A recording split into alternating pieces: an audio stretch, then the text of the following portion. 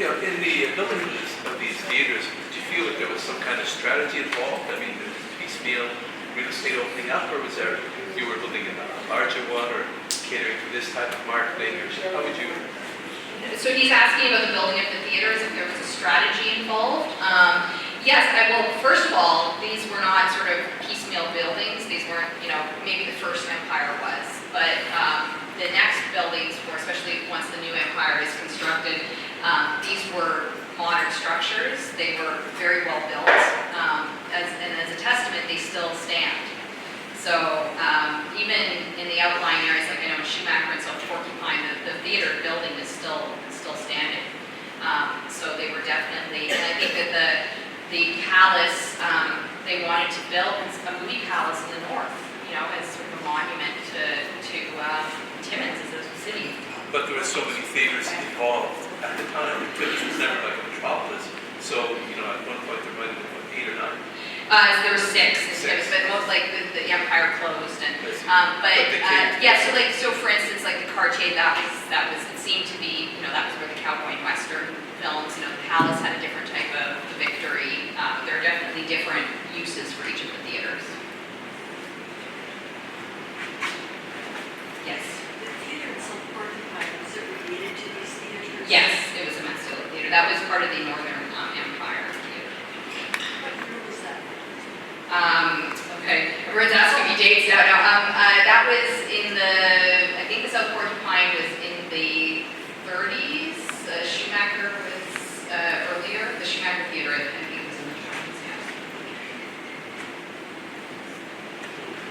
But I could be wrong. I can double check. If you, I'll give you my card and I can look through my archive, my own personal archive for all those dates. Yeah. Do they still have theaters in Cobalt? In this theater there? Yeah, well, there's the Classic Theater, which they actually did renovate. It's one of the original theaters that they renovated. So it could happen in Timmins if someone, industrious person. I think I asked this question before. Is that what is now your called? Yes. Yeah. I was using the original names in the documents, but yeah, it's built here. And anyone else? The live theaters. Sorry, The live theater in Cobalt. Yes. The classic. The Classic. Yeah, I think that Cobalt's done a very good job of sort of maintaining its history.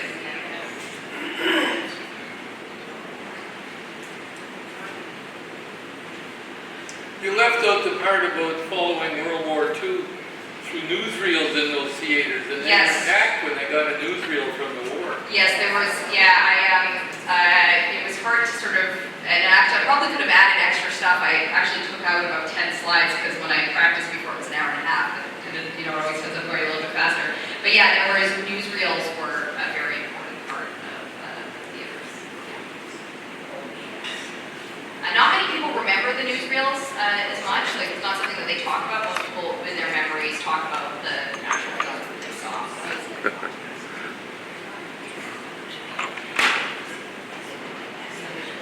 Any burning questions?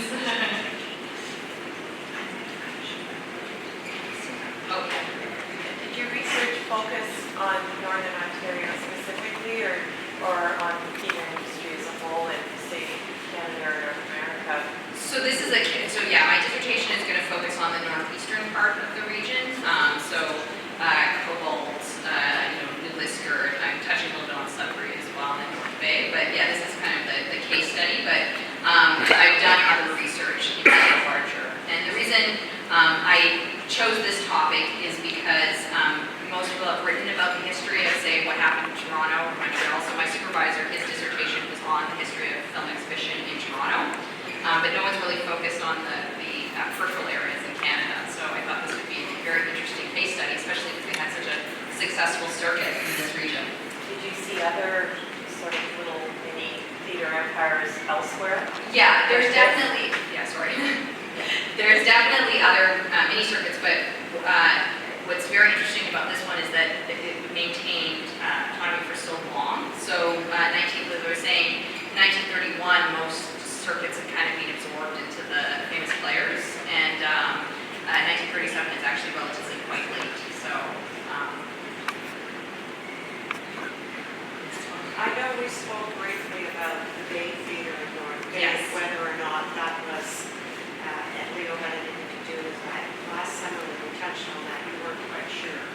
I think I actually went to the Ontario Archives and I found the original plans for the bay and it says Quinlan on them. So that was the original theater that Leo was going to build called Quinlan, and it has his like name on it and stuff. And that was one that he gave over to. Famous players, yeah. Yeah, I just have a question. This might be probably in addition to what you've shown, but along with movie theaters, we know that movie companies and theater chains use promotional techniques, and you talked about the baby giveaway. Can you tell us just briefly about some of the stars that came through Timmins? Well, I mentioned the Von Trapps. Yeah. Sammy Davis Jr. also connected to him, and that was a common memory that people had. So again, we can kind of connect that to the early vaudeville days where there would be performing acts that would travel. And so it's interesting to note that there were celebrities that came all the way to Timmins and performed in the movie theaters. You know that just reviewing some of the old photos, there were the photos of some of the stars of the 30s, 40s, and 50s that commented on Leo's passing. People like Deanna Durbin. Well, there are telegrams that were. That's right. sent. But were they actually here, do you know? Not that I Not that I know. Not that- Yeah, They sent telegrams. But he would go down there, they would meet him down there, in other words. They would come, they would have to know him. Well, somehow they did, because there are telegrams that exist that are from Hollywood. Yeah. Well, he was definitely mentioned quite a bit in the trade press. So, as I said, the American trade press treated Canada as part of the domestic market. And actually, I haven't been able to find Leo's obituary in the trade press, but Pete Barcelona, when he died, he had a very large obituary in the American trade press.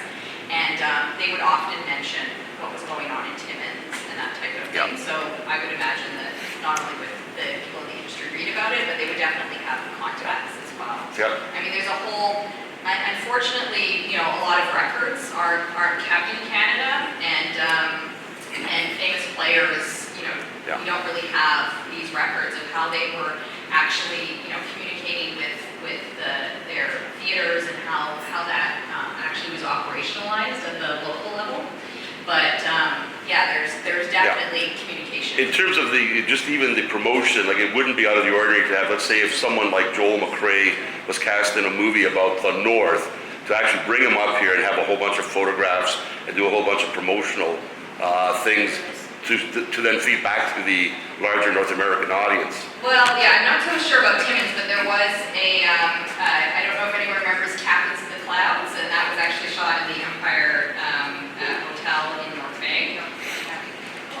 Yeah, and Jimmy Cagney came up and stayed in North Bay, and they shot the film. It was the first Hollywood epic to be shot in